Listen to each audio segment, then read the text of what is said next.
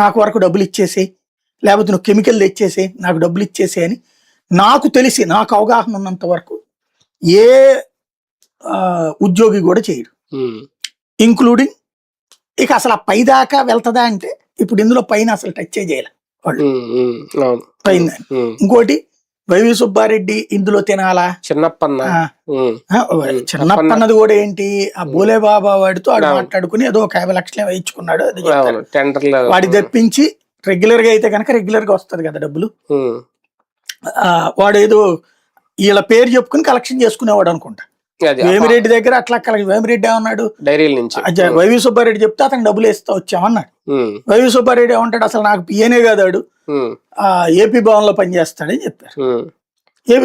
అప్పన్ని ఎందుకు అరెస్ట్ చేయలేదు, వీళ్ళు విచారణ చేశారు కదా, అరెస్ట్ చేసి జైల్లో పెట్టాలి కదా, అతని నుంచి డబ్బులు రికవరీ చేయాలి కదా. అట్లాగే ఈ మిగతాది ఇందులో మనీ ట్రై లేదు అసలు. వీళ్ళు 257 కోట్లు రాసేశారు ఆల్రెడీ. 257 కోట్లు రికవర్ చేయాలి, కనీసం 100 కోట్లైనా సిబిఐ.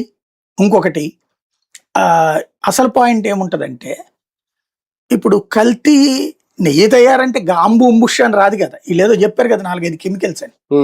సిబిఐ స్థాయిలో ఏం చేయాలి, ఆ కెమికల్స్ సదర్ కంపెనీ ఎక్కడ కొనుక్కొచ్చింది. ఇప్పుడు అంతా జిఎస్టి సిస్టమ్,